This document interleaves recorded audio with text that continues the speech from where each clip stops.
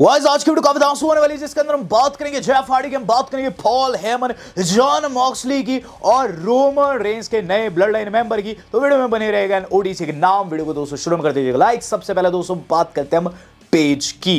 Page उफ सराया ने दोस्तों अपने रिटर्न के ऊपर कमेंट किया। हम जानते हैं एवोल्यूशन 2 जो है काफी ज्यादा करीब है, एक हफ्ते दूर है और गाइज हम लोगों को 12 जुलाई को शायद से देखने को मिलेगा। लेकिन यहाँ एक महिला जो कि रूमर्ड है इसको लेकर, वो है पेज। तो पेज ने दोस्तों कमेंट किया है एवोल्यूशन 2 के ऊपर। एवोल्यूशन 2 का पोस्टर निकला था और गाइज उसके अंदर हम लोगों को निक्की देखने को मिली थी, ट्रिश देखने को मिली थी, जो कि स्क्रीन पर भी आपके आ रहा होगा। लेकिन इसके अंदर पेज मिसिंग थी। तो पेज से जब पूछा जाता है तो क्या कहती है वो, I haven't had a conversation with them, यानी कि डब्ल्यू वालों से मेरी अभी कोई भी बातचीत नहीं हुई है। अब गाइज सवाल इतना सा है कि पेज को क्या वाकई में डब्ल्यू वालों ने अप्रोच नहीं किया है या फिर पेज हम लोगों को गुमराह कर रही है। क्योंकि अक्सर ऐसा होता है जो रिटर्न होने वाला होता है सुपरस्टार नहीं बताता है कि एक्चुअल में आने वाला है या फिर नहीं, बजाय इसके दोस्तों लोगों को गुमराह करता है ताकि एक सस्पेंस क्रिएट किया जा सके। अब देखते हैं दोस्तों पेज की वापसी होती है या फिर नहीं। लेकिन हाँ, यहाँ दोस्तों पेज जो है काफ़ी पॉजिटिव नजर आई है। उन्होंने ये चीज़ कही है वो लौटना तो चाहती है लेकिन डब्ल्यू से उनकी कॉन्वर्सेशन नहीं हुई है। इस बीच दोस्तों ब्रिट बेकर जो है वो AEW को छोड़ने की बात कर रही है। ब्रिट बेकर दोस्तों AEW का पार्ट है और फॉर्मर वुमेन चैंपियन भी वहाँ रही है। लेकिन वो दोस्तों WWE को ज्वाइन करना चाहती है और AEW को छोड़ना चाहती है। बॉडी स्लैम नेट की अपडेट है। ब्रिट बेकर के बारे में हल्का फुल्का सा आपको बता देता हूँ। पेशे से डेंटिस्ट है, इसीलिए इनकी नेम के आगे डॉक्टर लगता है। और ये दोस्तों एडम कोल बैबे, आपको याद होगा NXT पूर्व चैंपियन, उनकी वाइफ है। तो यहाँ देखते हैं दोस्तों क्या ये WWE के अंदर आती है या फिर नहीं। हाँ, एक शख्स दोस्तों WWE के अंदर आ सकता है क्योंकि WWE उनमें इंटरेस्टेड है। डैन ह्यूसन दोस्तों इनका नाम है। डैन ह्यूसन दोस्तों शायद से इनको कहते हैं।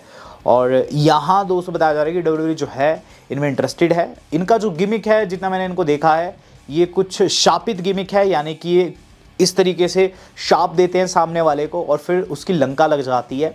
अब देखते हैं दोस्तों WWE वाले क्या वाकई में इन्हें साइन कर पाने में सक्षम रहते हैं या फिर नहीं। लेकिन हाँ, WWE वाले इनमें काफ़ी इंटरेस्टेड नज़र आ रहे हैं। काफ़ी अर्सा हो चुका है कि हमने WWE के अंदर फेस पेंटेड सुपरस्टार्स को नहीं देखा है और हो सकता है दोस्तों कि डैन ह्यूसन उनमें से एक हो इन फ्यूचर। इससे अगली न्यूज़ जो आज की हमारी जुड़ी हुई है वो जुड़ी हुई है दोस्तों जेफ हार्डी से। जेफ हार्डी के अगर आप बड़े वाले फैन हैं तो आपके लिए काफ़ी अच्छी खुशखबरी है। जेफ हार्डी का करियर दोस्तों एक टाइम पर टॉप पर था, लेकिन उसके बाद वो डिक्लाइन होता चला गया और होता ही चला गया। रीज़न वैसे ही था कि जेफ हार्डी दोस्तों काफ़ी ज़्यादा नशा करते थे। और अब दोस्तों जेफ हार्डी की तरफ से अपडेट आ रही है। जेफ हार्डी ने दोस्तों रियल हल्वानी की इंटरव्यू में क्या चीज़ बताई, वो कहते हैं he is been in a better place and has stayed sober for over the 3 years now. तो बीते 3 साल में दोस्तों जेफ हार्डी ने कहा है कि उन्होंने दारू को हाथ नहीं लगाया है, उन्होंने चिट्टे को हाथ नहीं लगाया है, उन्होंने किसी भी तरीके का नशा नहीं किया है। जेफ हार्डी दोस्तों हर तरीके का नशा करते थे जब दोस्तों WWE के अंदर थे। और TNA के अंदर भी दोस्तों कई ऐसे मोमेंट्स रहे जहाँ वो बहुत ज़्यादा नशे में नजर आए। यहाँ जेफ हार्डी बता रहे हैं कि अब वो बिल्कुल भी नशा नहीं करते और 3 साल हो चुका है कि उन्होंने कोई भी नशा नहीं किया है। तो काफ़ी अच्छी अपडेट ये जेफ हार्डी की तरफ से हम लोगों को मिली है।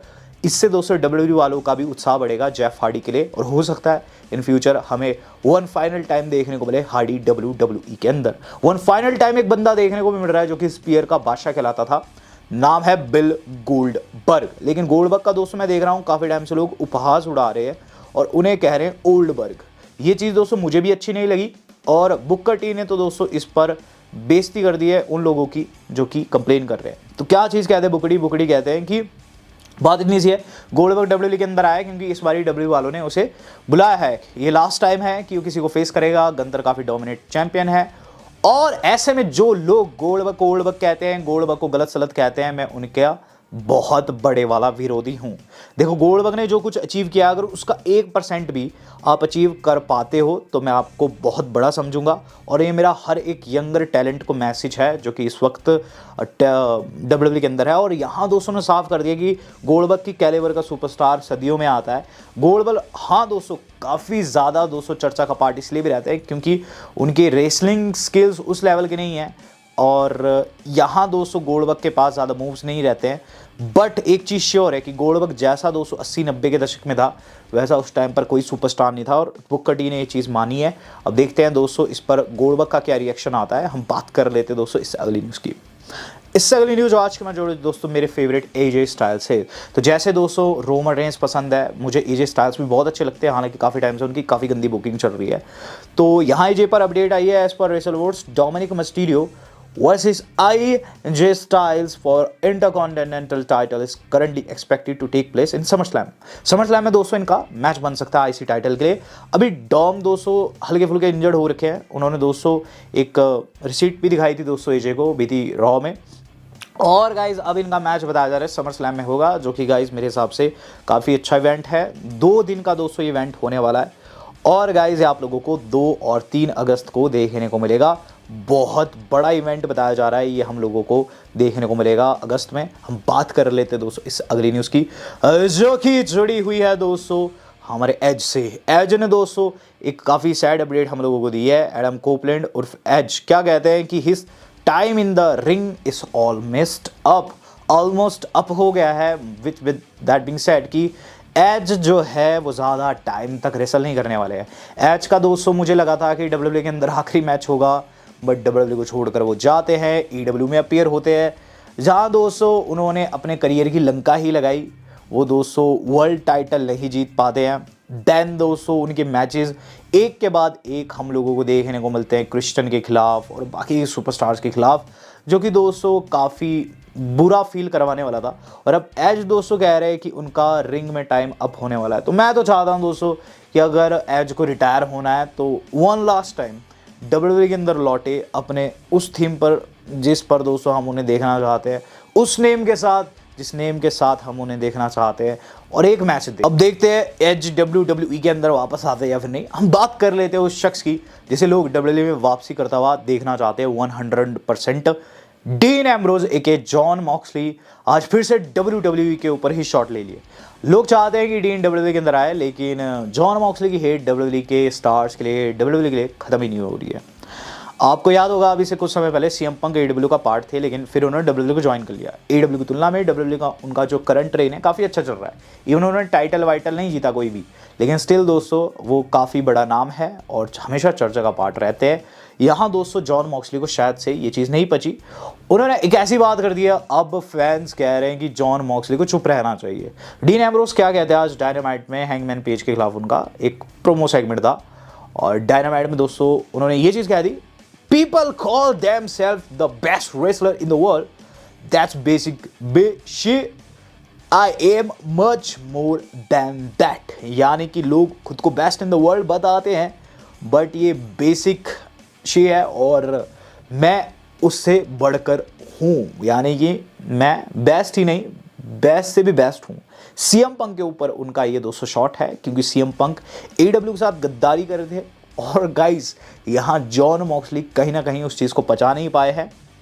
और जो हम कहते हैं डब्ल्यूडब्ल्यू में वो आएंगे और डब्ल्यूडब्ल्यू के स्टार्स को ही दोस्तों यहाँ गाली वाली निकाल रहे हैं और ये सब कह रहे हैं, तो एक संशय ज़रूर पैदा होता है, क्या वो दिन होगा या फिर वो दिन कभी नहीं आएगा या फिर आएगा। बहुत दोस्तों कह सकते हैं जॉन मॉक्सली जो है कंट्रोवर्सी पैदा करते हैं और कन्फ्यूजन क्रिएट करते हैं माइंड में, बट यस एक चीज़ श्योर है दोस्तों कि AEW वाले डब्ल्यूडब्ल्यू का नाम भी बिना लिए नहीं रह सकते। मैं कई बार देख चुका हूँ दोस्तों, AEW वालों ने डब्ल्यू वालों को जगह जगह पर मेंशन किया है, पता नहीं क्यों दोस्तों ऐसा वो करते हैं। बात कर लेते हैं दोस्तों आज की अपनी सेकंड लास्ट न्यूज़ की। सेकंड लास्ट न्यूज़ जो आज के मैच जुड़े दोस्तों ऐसे ही शख्स से जो कि रोमन रेंस का नाम लिए बिना नहीं रहता है। मैं खुद की बात नहीं कर रहा हूँ, मैं बात कर रहा हूँ दोस्तों पॉल हेमन की। तो गाइस पॉल हेमन ने एक ऐसा कमेंट किया है रोमन रेंस के ऊपर कि गाइस रोमन रेंस के अगर आप फैन है ना, आपका खून जरूर उबाल खाएगा।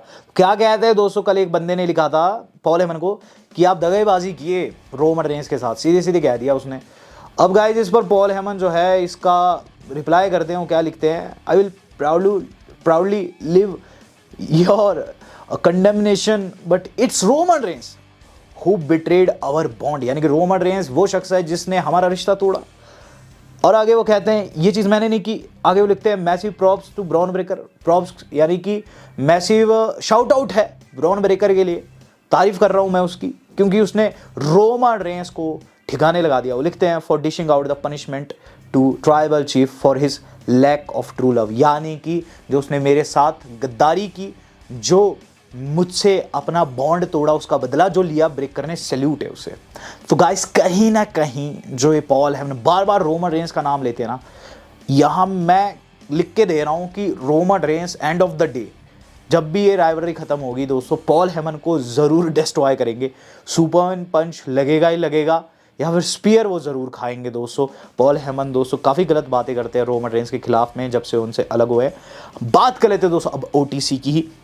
ओटीसी के बारे में दोस्तों एक ऐसी अपडेट दूंगा जो कि आपका दिल खुश कर देगी। सबसे पहले ओटीसी कंफर्म हो चुके हैं दोस्तों सर्वाइवर सीरीज के लिए। सैन डिएगो वॉर गेम्स आप लोगों को ओटीसी रोमन रेंस 100% देखने को मिलेंगे। सबूत है उनका नया पोस्टर में आप देख सकते हैं 29 नवंबर को जो होने वाली है, रोमन रेंस को सेंटर में रखा गया है। और अगर आप देखेंगे दोस्तों, इन्हें उसी साइज का बनाया जिस साइज का सीना एंड गाइस कोडी को बनाया, यानी कि रोमन रेंस अभी भी टॉप स्टार है, इवन दो डब्ल्यूडब्ल्यूई में इस वक्त देखने को नहीं मिल रहे। बट इससे भी बढ़कर गया है, रोमन रेंस को सेंटर में रखा गया है, यानी कि दोस्तों कहीं ना कहीं वॉर गेम्स का पार्ट हो सकते हैं। अब आप पूछेंगे वॉर गेम्स में रोमन रेंस की टीम में और कौन ऐड हो सकता है? जे एंड जिमी तो ऐड हो ही सकते हैं, लेकिन एक और शख्स दोस्तों ऐड हो सकता है और उसके चांसेस हो चुके हैं डबल, यानी कि दोस्तों अपना जिला फाटू। तो गाइस जिला फाटू जो है वो गाइस हो सकता है आगे जाकर रोमन रेंस के साथ जुड़े। अब ये चीज़ भी हो सकती है जेकब फाटू का आकर ज्वाइन करे और उसके बाद रोमन रेंस के पास चले जाए, क्योंकि रोमन उनके सबसे फेवरेट सुपरस्टार में से एक है। तो ऐसा क्यों है, मैं ऐसा क्यों कह रहा हूँ कि रिकिशी फाटू एक कमेंट किया, क्या चीज़ लिखते हैं, embracing God plan can be transformative. आज उन्होंने बहुत कुछ लिखा, लेकिन गाइस आप जाइए बिल्कुल लास्ट लाइन पर, you will create a story worth sharing. आगे लिखा जिला फाटू का रियल नेम और फिर नीचे लिखते हैं जिला फाटू welcome to the industry. Last line देखिए, welcome to the industry. Industry एक टर्म है जो कि रेसलिंग की दुनिया में WWE के लिए यूज होता है। द इंडस्ट्री यानी कि सबसे टॉप कंपनी। कहीं ना कहीं जिला फाटू जो है शाह से WWE वालों को साइन कर चुके हैं। WWE के साथ दोस्तों उनकी डील हो चुकी है, उनकी कोई कॉन्वर्सेशन हो चुकी है, इसीलिए रिकीशी ने दोस्तों उन्हें इंडस्ट्री में वेलकम किया। काफ़ी टाइम से जिला फाटू फाइट कर रहे हैं WWE के बाहर, लेकिन यहाँ इस कमेंट के चलते अब फैंस कह रहे हैं कि जिला फाटू जल्द WWE में होंगे। एंड हो सकता है जो ये वॉर गेम्स WWE वाले बनाना चाह रहे हैं जिसमें रोमन रेंस को एक टीम की जरूरत है, क्या पता वो उनकी टीम का पार्ट हो। अब देखते हैं आगे क्या कुछ रहता है। वीडियो मेरी आज की इतनी थी। वेल दोस्तों आज तक इतना ही, धन्यवाद, शब्बा खैर।